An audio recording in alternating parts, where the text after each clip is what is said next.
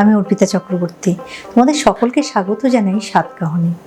বর্ষার স্পেশাল রান্নায় আজকে তোমাদের দেখাবো ইলিশের তেল ঝোল বেগুন দিয়ে। তাহলে চলো শুরু করি। মাছ ভাজার জন্য আমি সর্ষের তেল দিচ্ছি, এই হাফ কাপ মতো দিচ্ছি। তেলটা গরম হতে হতে আমি নুন হলুদ মাখিয়ে নেব।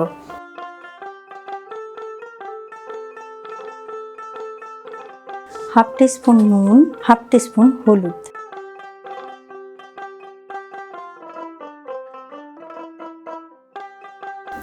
তেল গরম হয়ে গেছে, এক এক করে মাছগুলো ছেড়ে ভেজে নেব।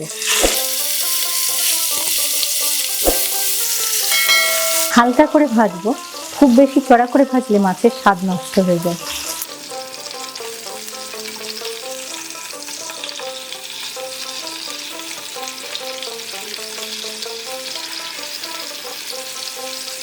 মাছ ভাজা হয়ে গেছে, তুলে নিচ্ছি।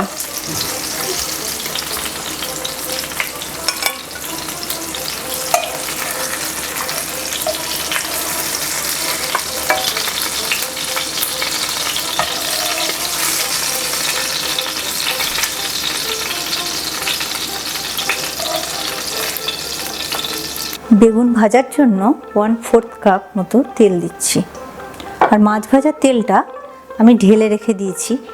বেগুনগুলো আমি এরকম লম্বা লম্বা করে কেটে নিয়েছি, আর এটা বেগুন কাটার আগে আমি জলে একটু ভিজিয়ে রেখেছিলাম, নুন জলে। তাতে করে এখনকার বেগুন তো একটু তিতকুট করে, সে তেতো ভাবটা কেটে যায়। আর এখানে দুখানা বেগুন আছে, বেগুনগুলো ছেড়ে দিচ্ছি।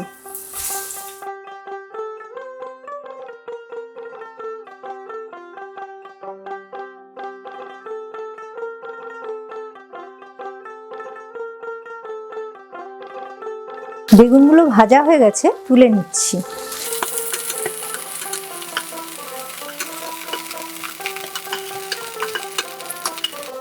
ঝোলের জন্য একটা মশলার মিশ্রণ বানিয়ে নেব। 1 টিস্পুন নুন, হাফ টিস্পুন হলুদ, 1 টিস্পুন লঙ্কা গুঁড়ো, 1 টেবিল স্পুন মতো সর্ষের তেল, আর অল্প জল দিয়ে একটু গুলে নেব। এর মধ্যে এবার 2 টেবিল স্পুন মতো আমি সর্ষের তেল দিচ্ছি, দিয়ে এক একে ফোড়ন দেব। 1/4 টিস্পুন কালো জিরে আর 4টে কাঁচা লঙ্কা। এবার এই মশলার মিশ্রণটা এর মধ্যে দিয়ে দিচ্ছি।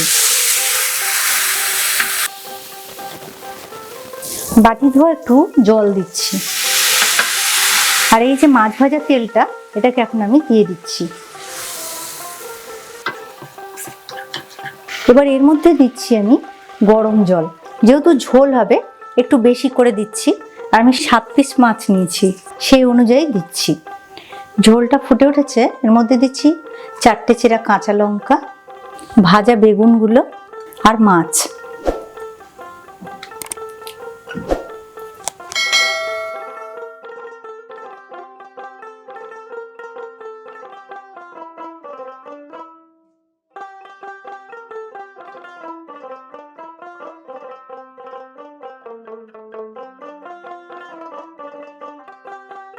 এর মধ্যে দিচ্ছি হাফ টিস্পুন নুন আর হাফ টিস্পুন হলুদ।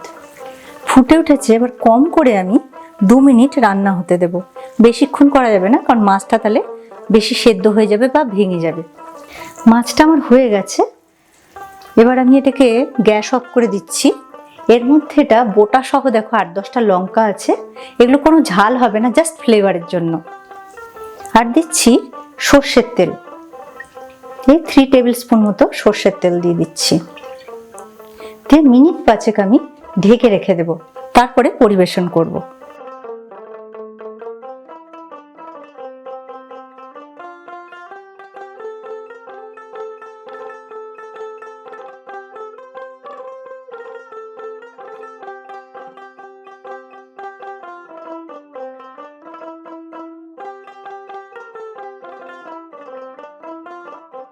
ঝটপট তৈরি হয়ে গেল ইলিশের তেল ঝোল, আর একেবারে স্বাদে গন্ধে ভরপুর।